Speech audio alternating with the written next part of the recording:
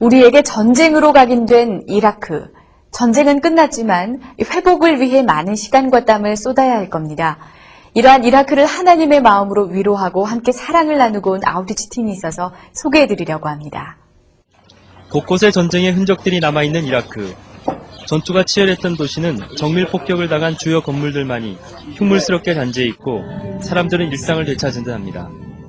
지난 7월 21일부터 8월 2일까지 부천 온누리교회 팀과 세계선교센터 팀은 이라크로 아웃리치를 다녀왔습니다.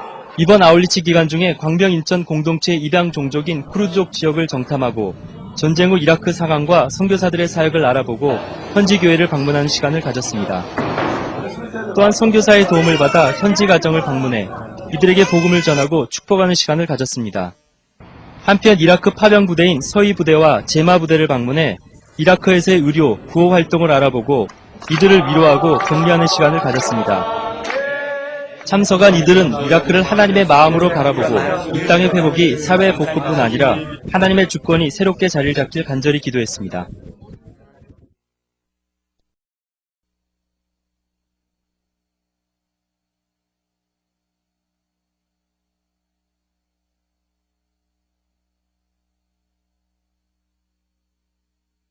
The situation in Baghdad is very difficult. 전쟁 이후에 제일 힘든 게 부녀자들하고 아기들인 것 같아요. 여기 있는 사람들, 애들도 그렇고 많이 죽는 모습을 많이 봤습니다. 우리가 조금만 신경 쓰면은 살 수 있는 것도 죽고해서 그런 것들이 너무나 가슴이 아픕니다.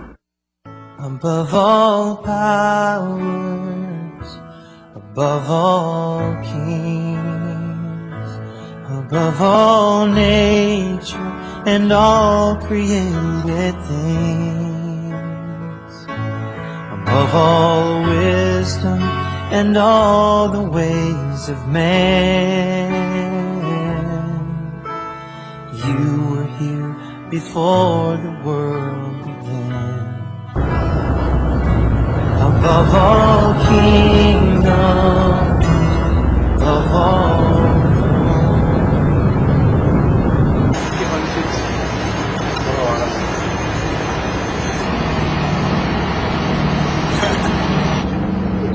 예, 12시까지 그게 해도 있습니다. 그러면 리스트업을 해서 가장 그리고 내일 나가서 그럼 여기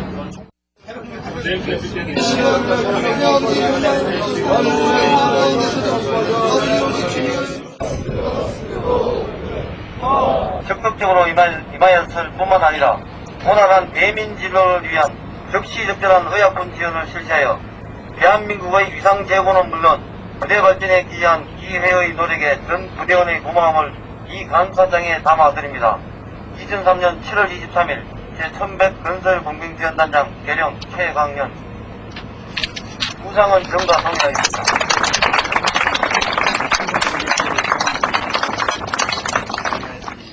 아주 먼 옛날 하나님의 손이 당신을 향한 계획이 있었죠. 뭐 작은 방은 아니거든요. 여기 이제 마루를 깔았어요. 에어컨도 다 달아놓으셨네요? 네, 그렇죠. 근데 여기에 뭐 이렇게 이제 뭐 친구들 같은 거 정리하고. 저 에어컨 지금 다 가동되는 거예요? 그럼. 하루바로 시원하시네. 그래서 여기 좀 막고, 다음에 뭐, 이렇게 같은 거 다 간단해요. 그래서 그냥 여기는 뭐, 교실로 운영이 되고, 그 앞에는 이제, 간단히 무대. 그래서 모든 뭐 총집회라든가 세미나도 해야 되고, 여기서 예배 드려도 되겠네요? 그렇죠. 건물을 짓고 또 도로를 또 정비를 하고 교량을 낮추고 그런 것들을 지금 많이 하고 있고 또 병원도 지금 몇 개소를 더 보수할 계획을 갖고 있고 이미 병원을 짓고 부채를 했습니다. 그래서 아시아에서는 우리 대한민국 하면은 정말 환영하고 이제 미군들, 이태리군들에 대해서 노골적으로 적대 감정을 나타냅니다. 그래서 좀 더 우리 조국에서 관심을 가져준다면 이라크가 현재는 힘들지만 앞으로 한 10년 정도면 쿠웨이트보다 더 부자가 될 거라고 이렇게 생각을 합니다. 도와달라고 요구를 하는데요. 환자들도 관심을 어려움을 많이 호소합니다. 예. 여기 있는 곳은 전부 오누리 교회 아유, 너무 이쁘네요. 오누시입니다. 예. 어제 진짜 냄새 많이 났는데. 아, 예, 여기요. 멤버로 다녔는데 멤버로 다녔죠? 여기 한번 손대보세요. 뜨거워요. 아, 나 때문에 손을 못 댑니다. 근데 얘도 멤버로 다녀요. 그냥 어제 신발, 이제 이때 신발. 아유, 너무 감사하네요. 이 후세인 때부터 이게 식량을 배목을 줘갖고 지금은 이제 미군들이 구호 문자를 주고요. 아, 미군들이요? 지금 여기 화상한 데가 무지하게 많습니다. 이건 미군 식판인데 이 가스통이 터져서요? 예, 이게 방송 터져갖고 고연에 그냥 바깥에 내놓고 지내나 봐요. 지금도 가스 냄새가 나요. 이게 위험합니다. 세갖고 이게 이제 29기 전부 사는 집입니다. 여기 엄마, 아버지, 애들 얘들이 지금 남자가 셋에다가 여자가 남자가 넷, 여자 셋, 일곱 형제 자매 같잖아요. 저렇게 갖고 그냥 여기서 그냥 가고, 그냥. 예. 뭐 그냥 철저하게 폭격을 당해갖고 저 한번 가보시죠. 불한다면서요? 예, 그렇습니다. 네, 대학이 지금 이게 다 폭격이 맞아서 이러세요? 여기 너무 들어가시면 위험해요. 아, 그래요? 이게 미사일로 국밀 타격을 받는 거예요. 아, 이게요? 예. 여기도 이제 아마 그 바트랑들이 이 군대가 있었는 모양이죠? 밀리샤가 있다고 정보를 주면은 아, 바로 폭격을 하고 그랬습니다. 그래서 주로 그 정밀 폭격을 했는데 바늘로 콕 찍어내듯이. 그렇네요. 좀 안타깝습니다. 종합대학 하나 있는 걸 이렇게 저런.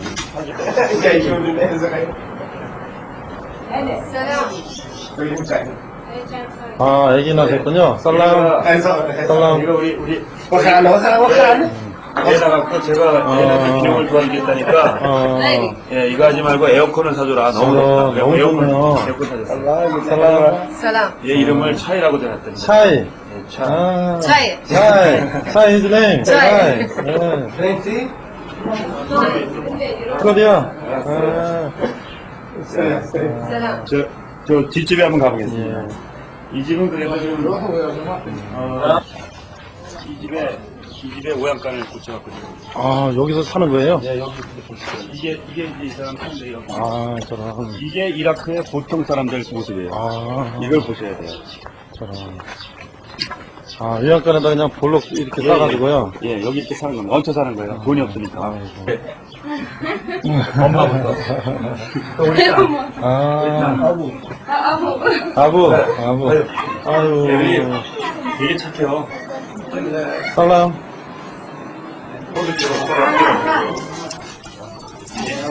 This is my cousin. This is my cousin. Situation Baghdad. It's very difficult. I see. It's very difficult. When did you Why? Because everything is no, nothing.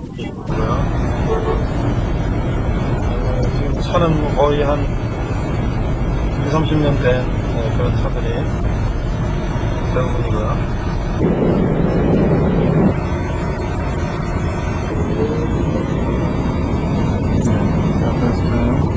신선 중학교라고.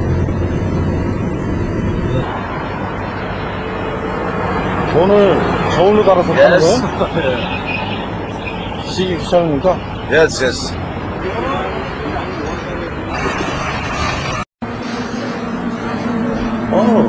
벨로. Okay. 벨로.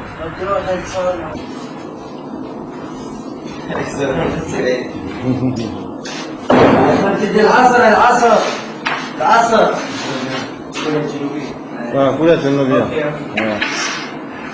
아이. 아, 땡큐. 땡큐. 호텔, 땡큐. 땡큐. 사쿠란. 땡큐 very much. 네. 땡큐 very much. 네, 지금 이 빵을 공짜로 그냥 저한테 선물하네요. 아침부터. 네, 너무 참 이 착한 사람들의 마음입니다. 아멘. Okay. Thank you very much.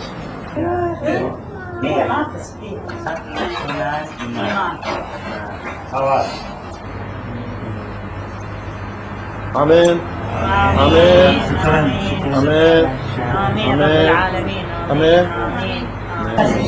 قاعد يرسل له تمساح هاي دفتر دراسي شي تريد ترسمه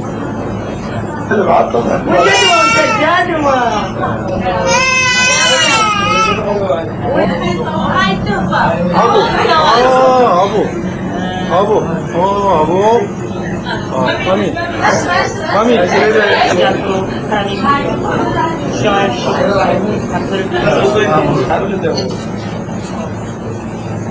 Mister, bread.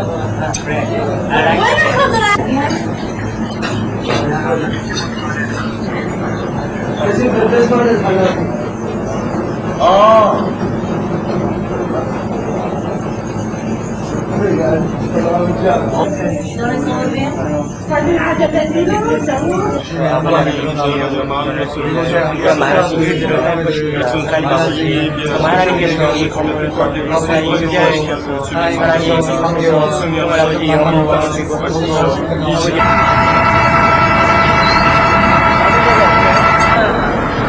우리 안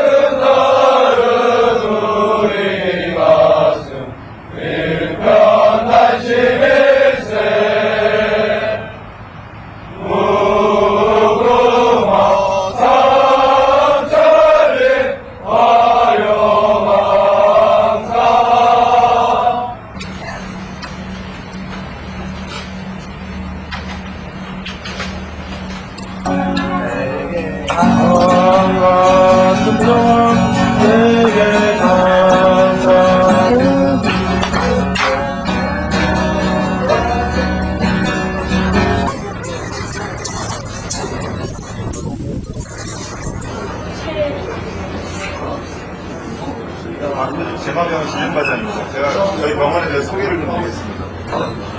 그래서 아프신 분들은 좀 이따 진료보시면 되겠고 수술도 할 수 있도록 세팅이 되어 있습니다. 우리는 여기서 구입한 거. 아니 한국에서 다 가져왔습니다. 100%다.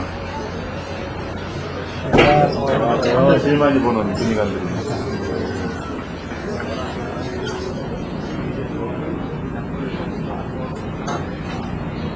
참 열악하더라고요. 보니까 환경적인 면과 그리고 대부분 보셨겠지만 신발 안 신은 애들이 대부분이더라고요. 전쟁 이후에 제일 힘든 게 부녀자들하고 아기들인 것 같아요.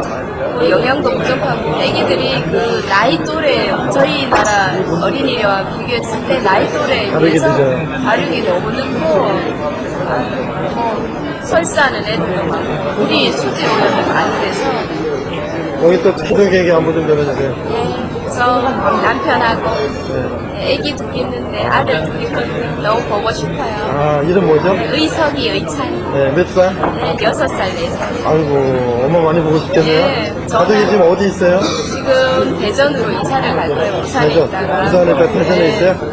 남편도 군인이거든요. 아, 그러세요? 친정 엄마가 애기 봐주시는데 아이고, 감사해요. 빨리 돌아가셔야 할 텐데. 네, 빨리 그날이 올 거예요. 희망을 가지고 있어요. 그래요? 이제 88일 남았대요. 그렇군요. 예. 아, 날짜 이렇게 지워가면서. 예, 지원하면서 하루씩 하루씩 올라가요.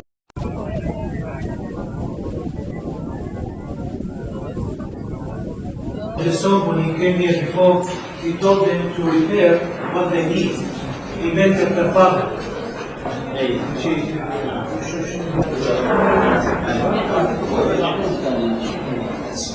into organization Korea.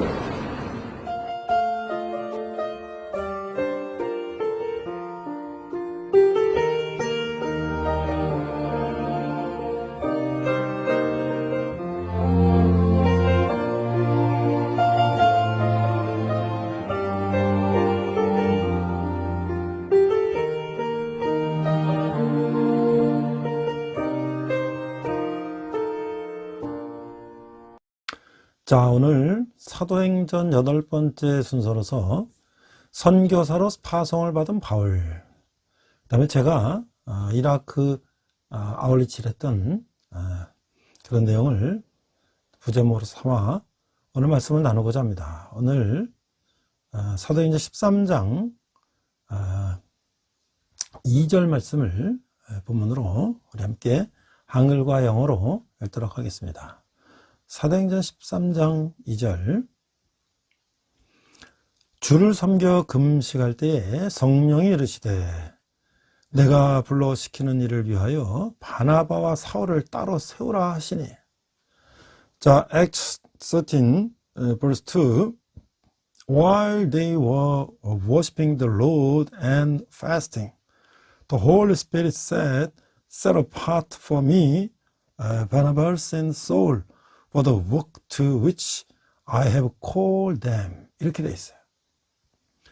자, 우리가 사도행전 13장과 14장은 바울의 1차 전도 여행을 이제 기록하고 있습니다. 안디옥의 선교 본부는 바나바와 바울을 선교사로 파송을 하게 되죠. 그러나 이 선교 여행은 바울이나 바나바의 아이디어가 아니라 성령의 지시에 따라 교회가 이 두 사람을 파송한다는 점에서 유의해야 되는 것이죠. 우리 13장 2절에 읽은 것처럼 성령이 보내셨다는 거예요.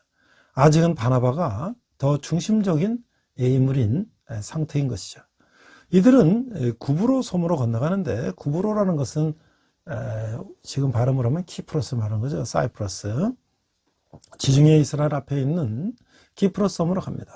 키프로스는 지중해 동북방에 위치한 섬으로서 많은 유대인들이 살고 있으며 바로 바나바의 출신지이기도 해요. 여기서 무당을 만나서 한판 대결을 벌이지만 승리하고 전쟁을 계속하는 거죠. 키프로스나 갈라디아 지역의 안디옥과 이고니온과 루스트라를 거쳐 더베까지 가는 선교 여행인 거예요. 지금은 이게 이제 터키 땅이죠, 터키 땅. 저도 이제 터키 성지순례 여행을 갔다 오면서 이쪽 지역을 가봤는데요.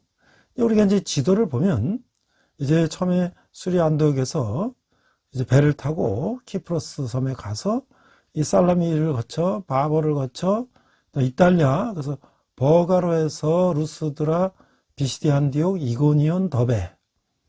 다시 거꾸로 역해서 더베에서 이고니온, 안디옥, 비시디 안디옥, 루스드라, 그 다음에 이탈리아에서 버가에서 배를 타고 실루기아를 거쳐서 이제 안디옥으로 오는 그런 여정이 1차 여정인 거예요. 그 중심적인 사건을 보면 안디옥 교회에서 파송을 받는 게 13장 2절이고, 자, 바보에서 박수 엘루마를 물리치고 로마 총독 서교 바울에게 전도를 하게 되고, 13장 6절이 하죠.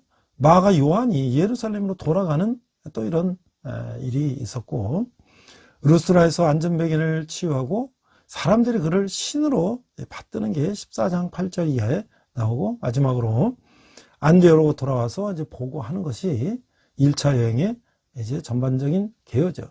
주로 이제 터키 지방을 돌고 왔던 것이에요. 자, 그럼 우리가 첫 번째 바나바와 바울을 따로 세운 오늘 1절, 2절, 3절 부분을 한번 읽어보겠습니다. 사도행 13장 1절. 안디옥 교회에 선지자들과 교사들이 있으니 곧 바나바와 니게르라 하는 시몬과 구레네 사람 루기오와 분봉왕 헤롯의 젖동생 마나엔과 및 사울이라. 2절. 주를 섬겨 금식할 때에 성령이 이르시되 내가 불러 시키는 일을 위하여 바나바와 사울을 따로 세우라 하시네. 3절. 이에 금식하며 기도하고 두 사람에게 안수하여 보내니라. 자, 안디옥 성도들의 금식 후 바울의 선교 여행이 이제 시작되는 거예요. 안디옥 교회는 예언자들과 교사들로 불리는 이 5명의 지도자들이 있었는데 성령께서 그들 가운데 바나바와 사울을 따로 세우라고 명령하셨어요. 그들은 안디옥 교회에서 핵심적인 지도자였어요.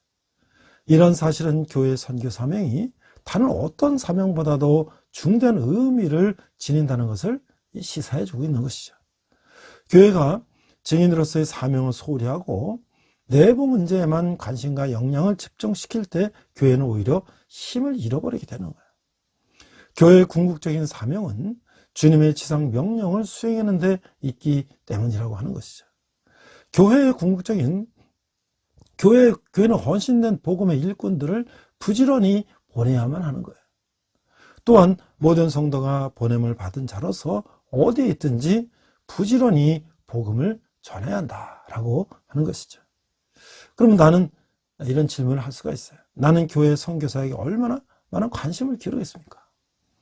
나는 교회 선교사에게 얼마나 동참할 수 있습니까? 저도 사실 군 선교를 하기 전에는, 또 캠퍼스 선교를 하기 전에는 그저 교회의 이제 하나의 성도로서 또 단기 선교를 다녀오고 뭐 그런 이제 외국인 사역을 하고 그런 입장이었지만, 제가 직접 선교지라고 할 수 있는 캠퍼스나 이 군대에 와보니 얼마나 척박하고 얼마나 외롭고 얼마나 힘든 것인가를 실감하게 되는 거예요. 우리 누구나 처음에는 보내는 선교사였지만 언제 어떻게 우리가 보냄을 받은 선교사가 될지 모르는 것이죠. 자, 13장 6절에 보니까 온 성 가운데로 지나서 바보에 이르러 바 예수라 하는 유대인 거짓 선지자인 마술사를 만나니 그가 총독 서기오 바울과 함께 있으니 서기오 바울은 지혜 있는 사람이라. 바나바와 사울을 불러 하나님의 말씀을 듣고자 하더라. 이 마술사 엘루마는 이 이름을 번역하면 마술사라고 하는데, 그들을 대적하여 총독으로 믿지 못하게 힘쓰니 바울이라고 하는 사울이 성령이 충만하여 그를 주목하고 이르되 거짓과 악행이 가득한 자요 마귀의 자식이요 모든 이의 원수여 주의 바른 길을 굽게 하기를 그치지 아니하겠느냐. 자, 이 성령님의 보내심을 따라서 바나바와 사울이 1차 선교여행을 이제 떠나게 되죠. 이때부터 사울은 로마식 이름인 바울로 부르게 되는 거예요. 선교여행을 시작으로 이방 사람의 사도인 그의 정체성이 이제 구체화됐음을 보여주고 있는 거죠. 우리가 전에는 유대식 이름 사울은 크다는 뜻이고 이제 로마식 이름 바울은 작다는 뜻이라서 사울이 자기를 크다 그랬다가 이제 겸손하게 작다 이렇게 바꿔서 이름을 부르게 됐다. 뭐 이것도 뭐 틀린 말은 아니죠. 그러나 이제 바울이 그 유대인으로서 자기가 이스라엘 이제 살 때에는 사울이라고 하는 이름을 썼는데, 그가 이제 이방인에서 복음을 전하기 위해서는 로마가 전 세계를 지배하기 때문에 로마식 이름을 쓰게 됐다고 하는 것이죠. 그런데 선교의 시작부터 치열한 영적 전쟁이 전개가 되고 있어요. 첫 선교지인 키프로 섬에서 바 예수라고 하는 유대 사람 거짓 예언자를 만난 것이죠. 그는 총독 서기오 바울을 보자는 마술사였는데 총독이 복음을 받아들이지 못하도록 회방하고 나선 거예요. 또한 그는 마귀의 자식 모든 의의 원수, 갖은 속임수의 거짓으로 가득한 자, 주의 길을 어지럽히는 자였어요. 결국 무서운 심판이 그에게 임했고 총독은 예수님을 믿게 됐어요. 죄의 일을 할 때 영적 전쟁을 피할 수가 없는 것이죠. 성령 충만해야 사명을 온전히 감당할 수가 있는 것이에요. 13장 11절 보라 이제 주의 손이 네 위에 있으니 네가 맹인이 되어 얼마 동안 해를 보지 못하리라 하니 즉시 안개와 어둠이 그를 덮어 인도할 사람을 두루 구하는지라. 이 총독이 그렇게 된 것을 보고 믿으며 주의 가르치심을 놀랍게 여기니라. 자, 이 지금까지는 이제 베드로를 통해서 많은 역사를 일으켰던 이제 성령님이 오늘 이 본문에서 본격적으로 바울을 사용하셔서 기적을 베푸는 것을 보니 정말 놀라운 일이죠. 예수님을 대적하는 일에 앞장섰던 이 바울을 하나님이 사도로 부르시고 그로 하여금 전도 사역을 방해하는 마술사 엘루마에게 앞을 못 보는 기적을 행하게 하시는 거예요. 그리고 이를 본 총독 서기오 바울이 주님을 믿도록 역사하시는 것이죠. 13장 13절에 보니까 바울과 및 동행하는 사람들이 바보에서 배 타고 밤빌리아에 있는 버가에 이르니 요한은 그들에게서 떠나 예루살렘으로 돌아가고, 자, 이 버가에서의 전도 활동에 대해서는 특별한 언급이 없어요. 역제 설명에 의하면 바울 일행이 버가에 당도했을 때 그곳에 말라리아 역병이 돌고 있어서 그들은 버가를 급히 떠나 북상할 수밖에 없었다는 그 이야기하고 있어요. 하지만 이보다는 마가 요한과 바울 간의 불화를 그 원인으로 보는 편이 더 합당할 듯 하다는 것이죠. 키프로스와는 달리 버가에는 다양한 이방 민족들이 거주하고 있었기 때문에 마가 요한은 이방인들과 직접 접하는 일에 대해 마음이 거리낌을 갖게 됐고, 이로 인해서 바울과 격렬한 논쟁 끝에 마가 요한은 예루살렘으로 떠나고 바울과 일행은 서둘러 비시디아 안디옥으로 걸음을 재촉하였다라고 보는 것이죠. 이로 인해서 이제 2차 전도행부터는 바나바가 조카 마가 요한을 같이 가고자 했지만 바울은 그때 떠난 마가 요한을 함께 가지 못하겠다고 해서 이제 바나바까지 이제 헤어지고 바울은 실로와 함께 선교 여행을 떠나게 되는 거예요. 그 후에 바나바는 이제 성경에 언급되지 않는 것이죠.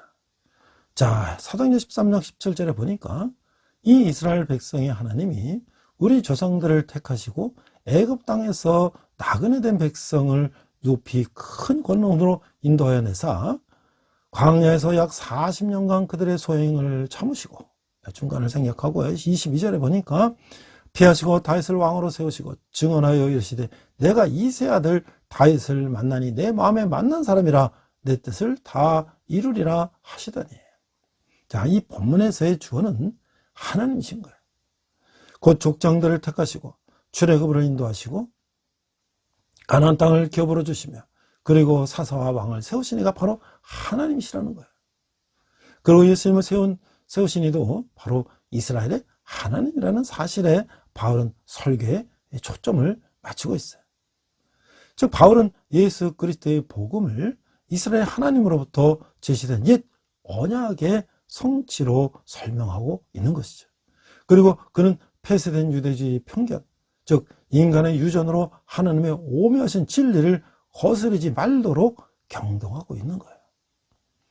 자, 사도행 13장 26절에 보니까 형제들아 아브라함의 후손과 너희 중 하나님을 경외하는 사람들아 이 구원의 말씀을 우리에게 보내셨거늘.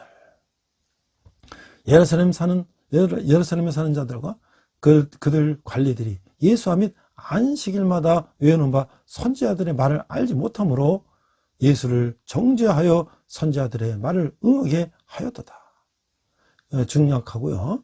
36절에 보니까 다윗은 당시에 하나님의 뜻을 따라 섬기다가 잠들어 그 조상들과 함께 묻혀 썩음을 당하였으되 하나님께서 살리신 이는 썩음을 당하지 아니었나니.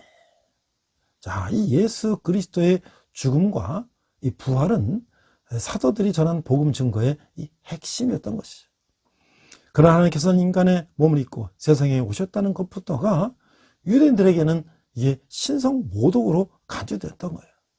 따라서 그들의 눈에 비친 예수의 죽음은 한 거짓 선지자의 그 죽음에 불과하였고 예수의 부활은 헛된 괴술에 불과했다고 생각하게 된 것이죠.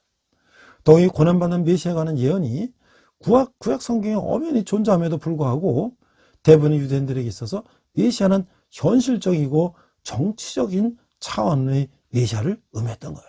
그러니까 이사야서는 세상에서 지고하는 어린 양을 보라. 이 고난받는 종인데 그들은 로마를 무찌르는 그런 백마를 탄 그 왕 같은 그런 메시아를 기다렸다고 하는 것이죠. 대부분의 유대인들에 있어서 메시아는 현실적이고 정치적인 차원의 메시아를 의미했는데, 따라서 바울은 구약의 세 구절 그것을 인용해서 예수의 메시아됨을 입증코자 하였던 것이죠. 사실 구약 성경을 확실히 이해한다면 그 누구도 예수 그리스도께서 구약의 예언들을 완성시킨 분이었음을 부인할 수가 없는 거예요. 하지만 아무리 성경 지식이 풍부하다고 해도 성령의 도우심이 없으면 예수를 주로 고백할 수가 없다고 하는 것이죠. 13장 42절에 보니까 그들이 나아갈 새 사람들이 청하되 다음 안식일에도 이 말씀을 하라 하더라. 회당의 모임이 끝난 후에 유대인과 유대교에 입교한 경건한 사람들이 많이 바울과 바나바를 따르니 두 사도가 더불어 말하고 항상 하나님의 은혜 가운데 있으리라 권하니라.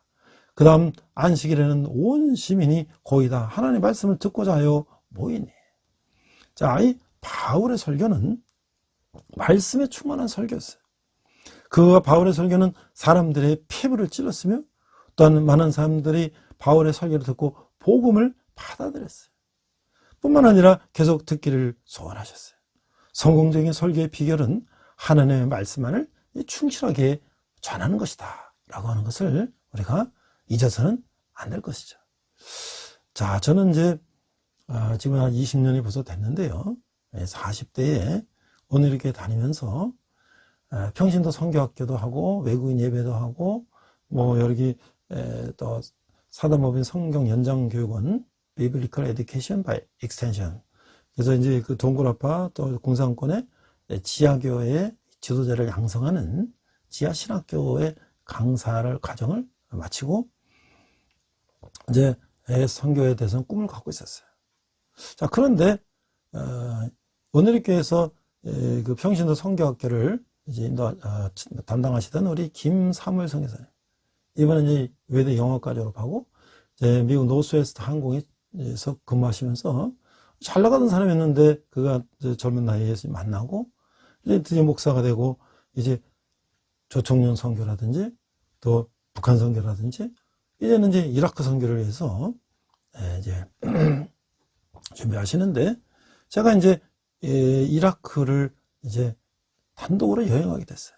왜냐하면 그 이스라엘의 김사무엘 선교사님과 함께 한 15명이 팀이 돼서 이라크를 정탐하는 여행을 가게 됐는데 15명이 저는 그때 기업체 강의라는 교육 컨설팅 사업을 했었기 때문에 제가 이제 뭐 기업에 가서 3일 동안 교육을 하고 한 이틀 3일 뒤에 이제 그 팀을 따라가게 됐어요.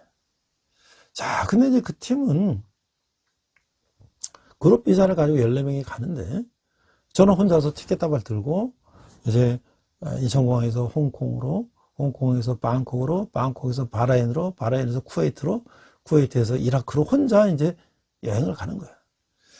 사실 제가 그때 당시에 40대, 뭐 50대, 30대 계속 기업에서 교육팀장 하면서 전 세계를 많이 다니고 또 여행도 많이 다니고 그렇기 때문에 뭐 여행하는 건 그 어렵지 않죠. 뭐 영어도 하고 다 하니까. 그런데 이거는 이제 전혀 가보지 않았던 그런 정말 전쟁 지역을 혼자서 가는데 처음에 홍콩 공항에 도착해서 제가 다음 비행기를 이제 티켓을 받기 위해서 창구에 가서 항공사 창구에 가서 이제 다음 비행기 달라니까 내 최종 목적지가 이제 바그다드니까 쿠웨이트니까 비자를 보여달라는 거예요. 근데 그룹 비자는 우리 앞에 팀에 가져갔다. 그랬더니 이 직원이 그러면 티켓을 줄 수가 없다는 거예요. 야, 이제 큰일 났어요. 홍콩에서부터 이제 큰일 났어요. 그 돌아올 수도 없고 갈 수도 없고. 그래서 이제 비행기 경유 시간은 한 3시간 정도인데 그래서 이거 창고 앞에서 앉아갖고 이제 기도하고 있었죠. 이거 어떻게 되나. 이거 뭐 그랬더니 한 1시간 지나니까 창고에서 불러요. 그러더니 이 티켓 가져가라고. 그 사람이 볼 때 무슨 마음이었는지 이제 하여튼 나한테 티켓을 줘서 다시 그걸 가지고 이제 홍콩에서 이제 방콕을 갔고 또 방콕에서 또 이제 바레인에 가서 바레인에서 또 공항에서 가까운 호텔에 항공사에서 제공하는 이제 숙소에서 이제 자고 그 다음에 이제 그 다음날 거기서 또 바레인에서 비행기 타고 이제 쿠웨이트까지 가는 거예요. 참 바그다드까지 가는데 거의 한 이틀이 걸린 거예요. 자, 그래서 거기에 이제 드디어 쿠웨이트 공항에 도착했고 거기서 이제 사업을 하는 장로님이 계셨는데 김비호 장로님이라는 사람인데 그때 이제 그 김선일 형제가 제가 거기 갔다 온 1년 후에 이제 그 이슬람 과격 단체에 잡혀서 이제 순교당하는 그런 참 사건이 벌어졌는데 저는 이제 그 전쟁이 바로 발발한 2월에 전쟁이 발발했으니까 한 7, 8월에 갔으니까 몇 개월 후에 이제 갔는데 자 그래서 쿠웨이트에 도착을 해갖고 그분이 이제 다시 안내해서 이제 쿠웨이트 국경으로 가서 그 김사만 선교사님은 먼저 이틀 3일 전에 먼저 도착했고 거기 이제 바그다드의 남쪽에 우리나라 광주 광역시 정도에 해당하는 지역 거기가 뭐냐면 아브라함의 고향이에요. 아브라함 갈대아 우르 그쪽 지역에 공항이 있는데 거기에 우리 팀들이 들어가 있는 거예요. 공항은 미군이 그 공항을 이제 점령을 해가지고 미군이 그 지키고 있고 미군 부대가 들어가 있고 그 안에 우리나라 공병대하고 의무부대가 들어가 있는 거예요. 그래서 저는 이제 거기서 쿠웨이트에서 한국군 부대를 만나서 그 차를 타고 그 광주 공항으로 들어가면 우리 팀을 만나게 돼 있는 이제 그런 일정으로 제가 혼자 가고 있었는데 그래서 김사물 선교사님이 그때 이제 그 이라크 남쪽에 우르 지역에 있는 공항에서 버스를 타고 우리나라 버스를 타고 나오셔가지고 그때 시리아 이제 암만에서 요르단에서 이제 강의하시려고 나오셨고 저는 이제 그 차를 타고 이제 이라크 국경을 넘어서 이제 가게 됐는데 제가 이제 그 중동 나라를 그때 뭐 터키 말고는 처음 가봤는데 그 이라크 남부에서 이제 쿠웨이트 국경을 넘어 이라크 남부가 되는데 그건 저 사막지 고속도로가 있는데 얼마나 사막에 모래 폭풍이 붙이는지 우리는 이제 무슨 눈보라는 봤지만 비 이런 봤지만 모래가 그렇게 앞을 가리는 폭풍은 처음 봤어요. 그래서 이제 결국은 그 미군 부대 앞에 도착을 했는데 문제가 생겼어요. 뭐냐면 거기 이제 미군들이 사막의 폭풍 작전이라고 그래서 쿠웨이트로 해서 이라크를 쳐들어 올라가는데 뭐 이유는 뭐냐면 사담 후세인 이라크 대통령이 대량 살상 무기를 만들어서 뭐 여러 가지 이제 세계를 위협하고 물론 이제 그 북쪽에는 쿠르드족이라는 민족이 있는데 이라크라든지 이란이라든지 터키 북쪽에 한 2, 3천만 명이 나라를 잃고 그게 사는 사람도 있어요. 그 이라크도 그 북쪽에 쿠르드족이 독립운동하고 맨날 그러니까 거기다가 그 대량 살상 무기를 터뜨려서 뭐 몇만 명을 죽이고 뭐 그랬다는 이야기도 있었는데 어쨌든 미군이 쳐들어가면서 점점 북쪽으로 쳐들어가니까 그때 이제 사담 후세인도 북쪽으로 도망가면서 아들이 2명이 사살됐다는 거예요. 그때 전쟁터에. 그러니까 이제 그 이라크 혁명수비대라는 군대들은 미군이 들어와서 이라크 사담 대통령의 아들 둘을 죽이고 막 전쟁이 이제 격화되니까 비상이 격상됐어요. 원래는 내가 이제 그 광주 공항에 가서 이제 그 패스포트 여권을 보여주면 거기 이제 이렇게 미군이 확인하고 들어가게 돼 있는데 이 비상이 격상돼서 바로 패스포트를 보여주고 들어가는 게 아니라 패스포트를 내고 하루 뒤에 들어가게 되는 거예요. 왜냐면 그쪽에서 나를 다시 조회를 해봐야 되기 때문에. 그 나는 분명히 거기를 들어가서 바로 만나야 되는데 이제 거기서 문 앞에 못 들어가니 나 혼자 이제 거기 덜러덩 떨어졌는데 그때 마침 그 이라크 쿠웨이트에서 이라크로 넘어갈 때 한국군 버스를 내가 이제 타고 들어갔는데 뒤에 승용차가 하나 따라왔어요. 그 모하메드라는 사람이 이집트 사람인데 건축업자인데 이 서해부대 공병대에 하청업을 한 사람이에요. 그 사람도 역시 이라크 서해부대 안에 들어가서 이제 일을 봐야 되는데 그 사람도 역시 이제 패스포트를 내도 바로 못 들어가는 거예요. 그러니까 둘이가 지금 종문에 덜러덩 남았는데 제가 그랬어요. 모하메드한테. 자, 우리 모하메드 내가 여기서 저 호텔비를 낼 테니까 어디 좀 아는데 거기 이제 마을이 있어요. 그래서 어디 아는데 가서 좀 같이 좀 자고 내일 아침 다시 여기 들어오자. 그랬더니 걱정하지 말라고. 여기 다 동네에 내가 아는 사람들 많다고. 그래서 이제 그 사람 차를 타고 이제 따라갔죠. 그랬더니 어떤 조그만 여인숙 같은 호텔 조그만 거에 이제 도착했고 들어가서 이제 씻고 이제 이렇게 자려고 그러는데 그때 이제 서해부대 소령, 해병대 소령 연락장교가 찾아왔어요. 모하메드한테 이제 전화 통화해가지고 그래서 뭐 이만저만해서 지금 이렇게 됐으니 그게 이제 내일 좀 들어오시면 되겠다. 그러면서 이제 서해부대가 거기 폭격맞은 대학교를 다시 수리하고 해갖고 그런 했던 거를 그랬는데 보여주고 이제 그랬어요. 자, 그러고서 이제 그 장교는 가고 우리는 이제 자게 되는데 이 밤에 한 12시쯤 됐는데 똑똑 두들기는 거예요.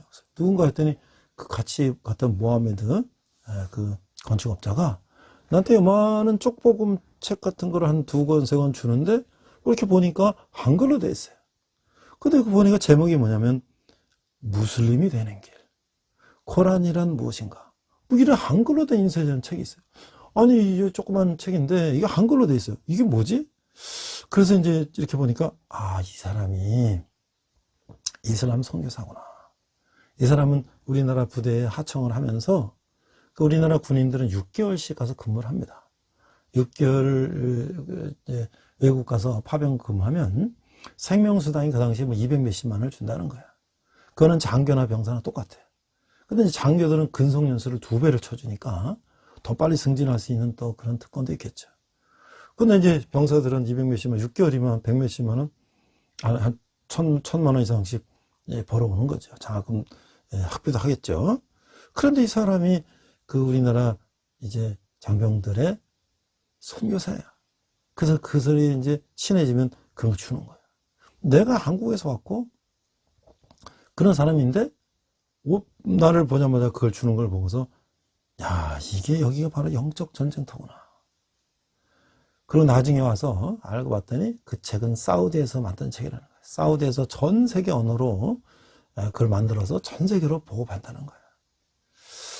자, 오늘 제가 이 사도 바울의 1차 선교 여행을 보면서 저도 그런 영적 전쟁터인 선교지에 가서 경험했던 이야기를 같이 나누는 거예요. 자, 우리가 이제 바울의 1차 선교지를 보면 예루살렘과 온 유대와 사마리아에서 전파됐던 복음이 안끝까지 확산되는 분수령을 이루는 것이 바로 사도행전 13장이다. 교회 사적으로 볼 때 바울의 1차 전도 여행은 이방인을 향한 하나님의 구속사적 이정표로서 그 파급 효과는 오늘까지 이루고 있다. 그러니까 1차 전도여행 일정은 안디옥에서 실루기아, 키프로스의 살라미, 바보, 밤빌리아 버가, 비시디 안디옥, 이고니온, 그 다음에 루스트라, 더베, 루스트라, 그 다음에 안디옥, 밤빌라, 이탈리아 안디옥. 이런 식이 되는 거예요. 제가 이제 그 이고니온이라고 하는 것을, 제가 이제 터키 성지순례 갔을 때, 물론 이스탄불에서 성소피아 사원과 에베소 교회와 쭉 해서 파묵칼레에서, 한 바퀴 돌았지만, 특별히 이고니온에 갔을 때, 지금은 이 곤야라는 터키식 이름으로 마을 이름, 도시 이름이 바뀌었는데요. 그 이고니온이라는, 이곤이 뭐냐면, 그게 영어로 아이콘이에요, 아이콘. 아이콘은 뭐냐면 우상이에요, 우상. 그 이고니온이라는 거 우상이 얼마나 많았던 적인가. 그게 이제, 마이크로소프트의 빌 게이츠가 우리가 이제 컴퓨터에서 이렇게 클릭하면 아이콘을 클릭하잖아요. 아이콘이 이렇게 떠 있잖아요, 이렇게. 그게 이제 뭐냐면 그 이고니온, 아이콘, 우상이라는 걸 거기서 이제 따온 건데 그만큼 우상이 많았던 적이라는 거죠. 자, 주요 사건들을 보면 키프로스는 우리가 앞에서 본 것처럼 이것을 총독 서기오 바울을 전도하는 큰 성과를 달성했는데 또 이것에서 이제 사울이 바울로 이름이 바뀐 것을 우리가 알 수가 있죠. 자, 밤빌리아 버가에서는 여기서는 이제 마가가 전도여행을 중단하고 예루살렘으로 돌아가는 그런 사건을 이제 볼 수가 있고요. 그래서 2차 이제 전도여행을 떠날 때는 바울과 바나가 헤어지는 원인이 됐다는 것이죠. 세 번째는 이제 비시디 안디옥에서 이것은 유대인과 유대교권 경건한 이방인 다수가 바울의 말을 듣고 개종하는 성과를 얻었던 사건이 있었고요. 자, 이고니온은 표적과 기사와 이적이 나타난 많은 유대인과 헬라인들이 믿고 따르게 됐다는 것이고, 그러나 핍박이 격렬해서 계속 복음을 전할 수가 없었던 거예요. 자, 루스트라 더베에서는 루스트라에서 나면서 안진병이 된 사람을 고치는 기적을 행해서, 그러니까 그 사람들이 바울과 바나를 막 신이라고 막 이렇게 이제 칭송했던 사건이 일어나요. 자, 14장 1절에 보니까 바울과 바나바가 이고니온에서 전도하다. 14장 1절. 이에 이고니온에서 두 사도가 함께 유대인의 회당에 들어가 말하니 유대와 헬라의 여다한 무리가 있더라. 그러나 순종하지 아니하는 유대인들이 이방인들의 바울을 마음을 선동하여 형제들에게 악감을 품게 하거늘 이방인 유대인과 그 관리들이 두 사도를 모욕하며 돌로 치려고 달려드니 그들이 알고 도망하여 루가오니아의 두 성 루스트라와 더베와 그 근방으로 가서 거기서 복음을 전하니라. 자, 이게 에베소에서 유브라데까지 이르렀던 로마의 대로는 큰 길은 BC 6년경에 남부 갈라디아의 중심지까지 연장되었는데, 그럼 이 길은 BCD 안독으로부터 두 갈래로 나눠지는데 바울은 어디로 갈 것인가 해서 고심한 결과 이고니온 쪽을 이제 택했다고 보여지는 거예요. 그 당시 이고니온은 로마의 식민지로서 철저히 로마화된 번창한 도시였다. 그리고 인적으로는 유대인, 헬라인, 로마인들이 골고루 섞여 살고 있었다. 누가는 이고니온에서 사역에 대해서 간략히 언급하고 넘어갔지만 훗날 이것은 선교 확산의 중심지로서 큰 역할을 담당하게 됐다라고 하는 거예요. 아마 누가는 BCD 안독 사역과 이고니온에서의 사역이 있어서 유사한 점이 많기 때문에 장기간의 것은 체류를 다 몇 줄로 요약해 버린 것 같은데, 이 로마의 직접적 통치를 받는 대도시일수록 이 폭도들의 반응은 허락되지 않았어요. 그 반면에 이고니온과 같이 로마 본토로부터 멀리 떨어진 곳에서는 이 폭력이 난무했던 거로 보여요. 14장 8절에 보니까 바울과 바나바가 루스트라에서 선교하다, 전도하다. 루스트라에서 발을 쓰지 못하는 한 사람이 앉아 있는데 남에서 걷지 못하게 되어 걸어본 적이 없는 자라. 바울이 말하는 것을 듣거늘 바울이 주목하여 구원받을 만한 믿음이 그에게 있는 것을 보고 큰 소리를 대 내 발로 바로 일어서라 하니 그 사람이 일어나 걷는지라. 우리가 바울의 한 일을 보고 두가 루가오니아 방언으로 소질러 이르되 신들의 사람이 형상으로 우리 가운데 내려오셨다 하여 바나바는 제우스라고 바울은 그 중에 말하는 자이므로 헤르메스라 하더라. 중간을 생략하고요. 13절 이제 제우스 신당의 제사장이 소와 화환들을 가지고 대문 앞에 와서 우리와 함께 제사하고자 하니 두 사도 바나바 바울이 듣고 옷을 찢고 무리 가운데 뛰어들어가서 소리질러 이르되 여러분이여 어찌하여 이런 일을 하느냐. 우리도 여러분 같은 성정을 가진 사람이라. 여러분에게 복음을 전하는 것은 이런 헛된 일을 버리고 천지와 바다와 그 가운데 만물을 지으시고 살아계신 하나님을 돌아오게 하매라. 18절 이렇게 말하며 겨우 무리를 말려 자기들에게 제사를 못하게 하니라. 자, 그 루스드라에서의 사건은 매우 극적인 사건으로 전개되는데 이 목격자의 생생한 보고들을 토대로 해서 기록된 것이 틀림없어요. 그리고 그 목격자란 루스드라 출신인 디모데였을 가능성이 있다라고 하는 거예요. 루스드라는 BC 6세기경에 로마의 식민지로 흡수되었는데 로마 황제 아우구스토는 이것을 고참 직업 군인들과 그 가족들의 이주시켜서 변방 도시로 만들었어요. 그 주민은 대부분이 교육을 받지 못한 루가오니아인들로서 자기네 언어를 따로 사용했어요. 그리고 그 지배 계층은 로마의 직업 군인들로 이루어졌어요. 교육이나 상업 등은 소수의 헬라인들에 장악되어 있었어요. 또한 거기에는 유대인들도 살고 있었으나 그 영향력은 보잘것없었던 그런 도시였어요. 그 두 사도는 루스트라인들의 뜻밖의 반응을 황급히 제지하고 난 후에 우리들에게 참 진리를, 그 무리들에게 진리를 소개했어요.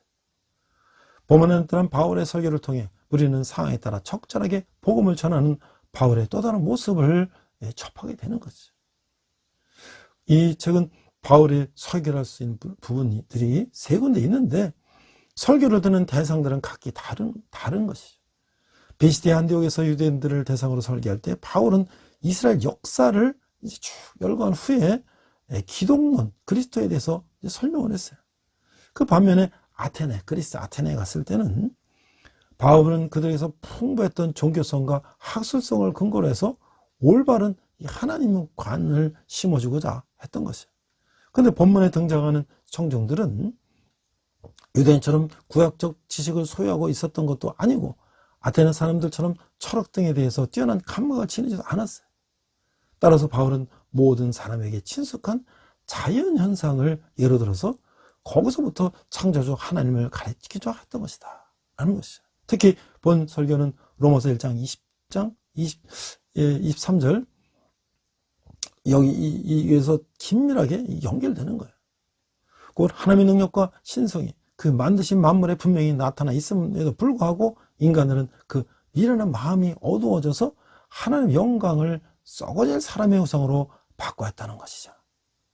자, 14장 19절에 보니까 유대인들이 안디옥과 이고니온에서 와서 무리를 충동하니 그들이 돌로 바울을 쳐서 죽은 줄 알고 시위로 끌고 내치니라.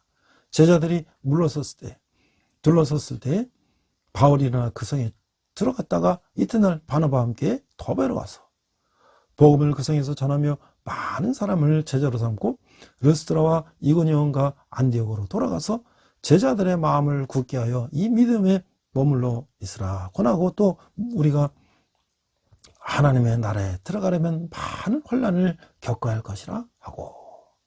자, 이게 이제 일어나 성에 들어갔다. 이 바울이 탐내 모습이 드러나는 거예요. 방금 전에 돌에 맞아 거의 죽을 뻔한 환난을 당하도 정신을 차리자마자 황급히 피어가는 커녕 다시 사기 등등한 성으로 들어간 것이, 복음 전하는 일을 위해서라면 자신의 생명조차도 아끼지 않겠다는 이 바울의 고백은 이러한 체험에서 나온 일이었다라고 할 수가 있는 것이죠.